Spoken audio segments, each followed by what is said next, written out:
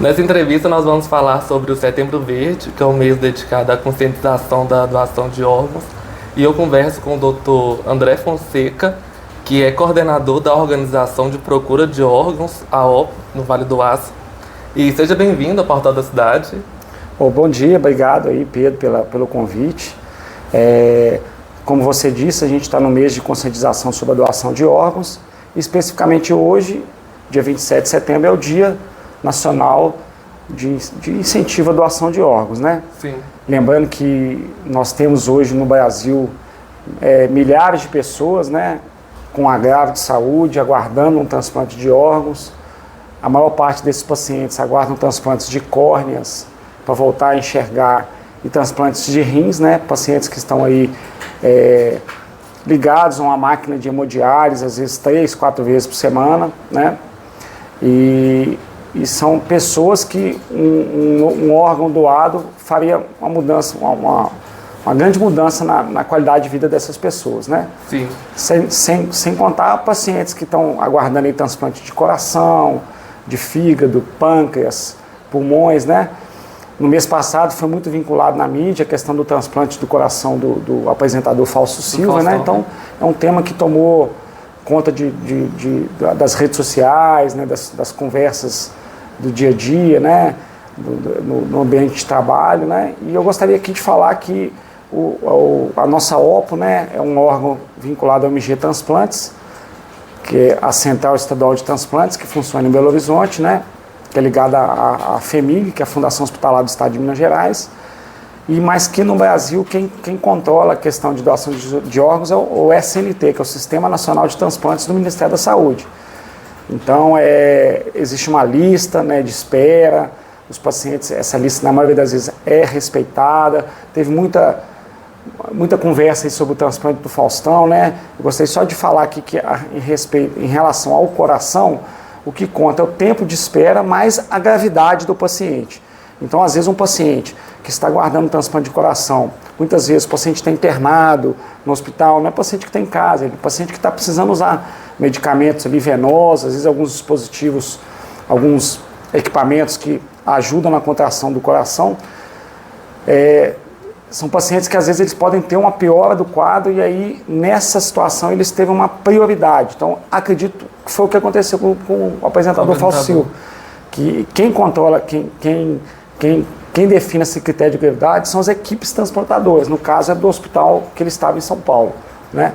Mas é um mês muito importante, né? A gente tem feito algumas ações aí que a gente vai conversar, né? Sim. E no geral, como que é a realidade dessas pessoas que ficam aguardando transplantes? Como eu disse, Pedro, tem muitos pacientes, eu acho que vale a pena a gente focar mais na questão renal, que é uma realidade nossa aqui no Vale do Aço, né? Nós temos uma equipe de transplantes no Márcio Cunha, ela está temporariamente desativada, mas acredito eu que vai voltar, né? Um transplante aqui no Márcio Cunha que já acontece há décadas, né?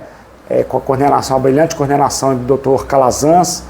E então, basicamente, assim, muitos pacientes que estão na hemodiálise, no qual os pacientes, os rins não funcionam mais, eles não conseguem mais fazer a sua função, os pacientes precisam fazer hemodiálise. Muitas vezes, na maioria das vezes, os pacientes fazem três sessões de hemodiálise por semana. Cada sessão dura 3, 4 horas. Então, os pacientes têm que se deslocar para o hospital, fazer hemodiálise. Isso impacta muito na qualidade de vida dos pacientes, né? São pacientes, muitas vezes, que têm uma anemia, que eles têm que receber, às vezes, transfusões de sangue. Pacientes que, às vezes, eles estão mais propensos a ter algum quadro de infecção, né?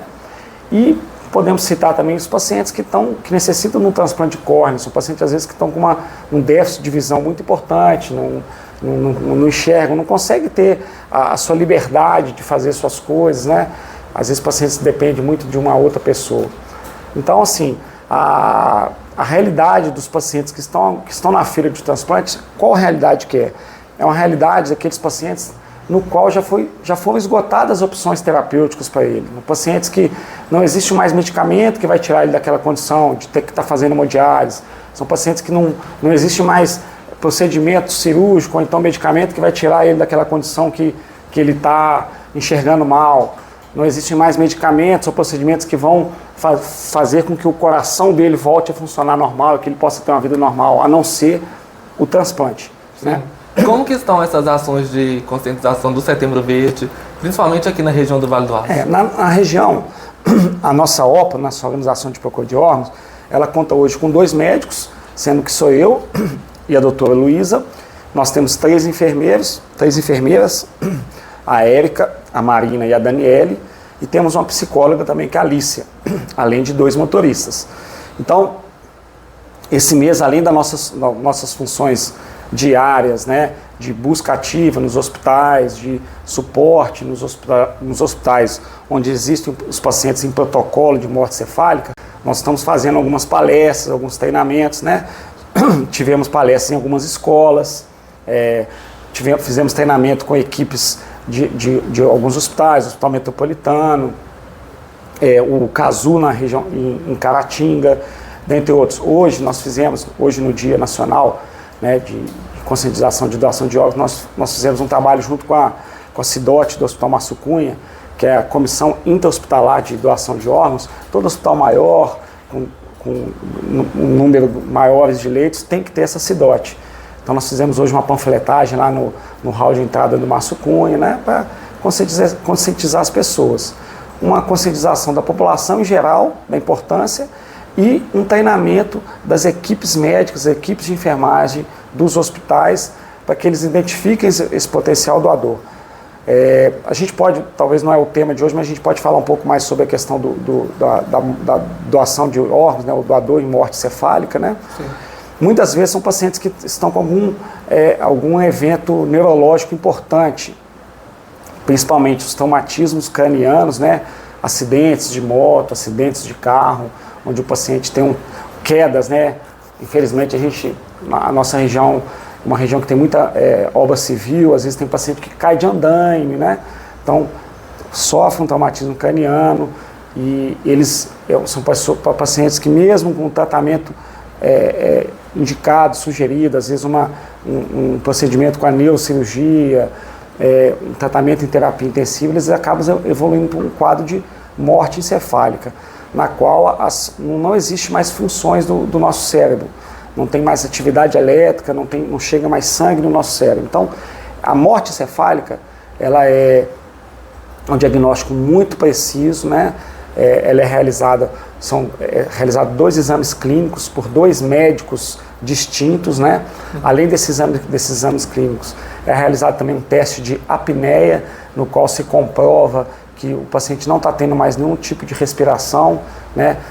São testes feitos em ambiente de UTI, né? Muito monitorizados, né? E depois desses 2 testes clínicos, mais o teste de apneia, é realizado um exame complementar, muitas vezes uma arteriografia cerebral ou um eletrocefalograma, onde na arteriografia é mostrado que não tem mais fluxo sanguíneo para o cérebro e no eletrocefalograma mostra que não tem mais atividade elétrica cerebral. Então, a partir do momento que é diagnosticado a morte cefálica, a família é comunicada, né? Os familiares são comunicados. Lembrando que a morte cefálica é um diagnóstico compulsório, né? Se existe a suspeita, tem que ser feito esse diagnóstico, enfim, até para você às vezes não ter que prolongar uma situação de coma que é irreversível, né? Lembrando que a partir do momento que é comprovado o diagnóstico de morte cefálica, Pedro, é considerada uma morte social, uma morte legalmente. Tanto é que no atestado de óbito, o horário da morte é o horário onde que é comprovado, fechado o protocolo de morte cefálica.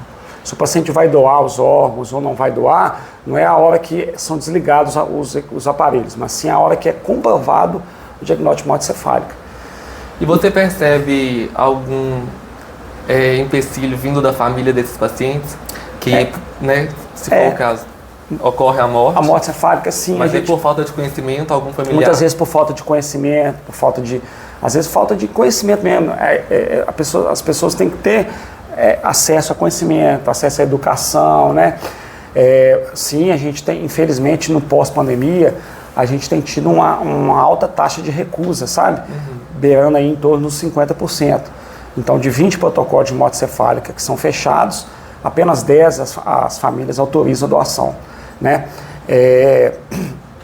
Nós temos um grupo de médicos no estado de Minas, reguladores das OPOS, né? De outras cidades de Minas, então a gente conversa muito sobre isso. Então a gente tem uma noção que isso vai muito ao encontro qual está o grau de satisfação da família com aquele tratamento que foi oferecido para o seu ente querido que está naquela situação. Muitas vezes estão pacientes que estão em hospitais com baixa complexidade, que não tem uma condição de tratar o paciente, então às vezes pode acontecer do tratamento demorar, ele ser transferido para outro hospital, e nessa transferência você perder tempo, e às vezes você perdeu o tempo que você poderia ter tratado aquele paciente. Então isso acaba impactando muito, né? Muitas vezes também pacientes estão em grandes hospitais, como o Hospital Márcio Cunha, onde já foi feito tudo que é possível, mas talvez a forma como a equipe médica, a equipe de enfermagem, às vezes passa para a família, às vezes não tem aquela empatia, às vezes aquilo ali também pode prejudicar um pouco aquela relação, e a família, quando tem essa oportunidade de doar, não quer doar, sabe? Sim.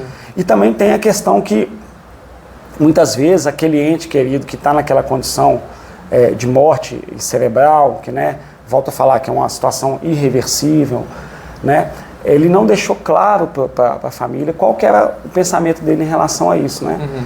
Então, inclusive o tema dessa campanha é avise a sua família, converse com ela, né? Porque são eles que, quando você tiver, infelizmente, se um dia você tiver nessa condição, são eles que vão poder autorizar ou não a doação dos órgãos. E qual que é o protocolo para a pessoa poder doar? Então, o protocolo, a questão é a seguinte: primeira coisa é você deixar claro para sua família que você quer ser o doador de órgãos se um dia você tiver uma situação de coma desse, né? E ok, você teve esse agravo de saúde, ou um traumatismo craniano, então um acidente vascular cerebral, né, os derrames, infelizmente o paciente evoluiu para essa situação, foi fechado o protocolo, foi feita uma entrevista familiar, a família autorizou a doação. A partir do momento que a família autorizou a doação, são realizados alguns exames para saber se você é compatível com a doação. E qual que é a principal mensagem que você quer deixar às pessoas sobre a importância da doação de órgãos? Olha, Pedro, a principal mensagem é você, um paciente que se torna um doador de múltiplos órgãos, ele pode melhorar a qualidade de vida de várias pessoas, né? Mais de 10 pessoas, às vezes, podem ser beneficiadas por aquele doador de múltiplos órgãos. Lembrando que é um diagnóstico muito preciso, né? A partir do momento que você tem o diagnóstico de hematocefálico, é um quadro irreversível. Então, se você tem esse pensamento, né? Se a gente está conseguindo enxergar essa mensagem para você, principalmente nesse mês, avise seu familiar, avise seu esposo, sua esposa, seu filho, seus pais, que se um dia você tiver essa condição de saúde, esse quadro irreversível, você gostaria de doar seus órgãos. Sim. Muito obrigado pela participação. Eu que agradeço, Pedro. Acompanhe o portal da cidade de Patinga e fique por dentro das notícias do Vale do Aço e região.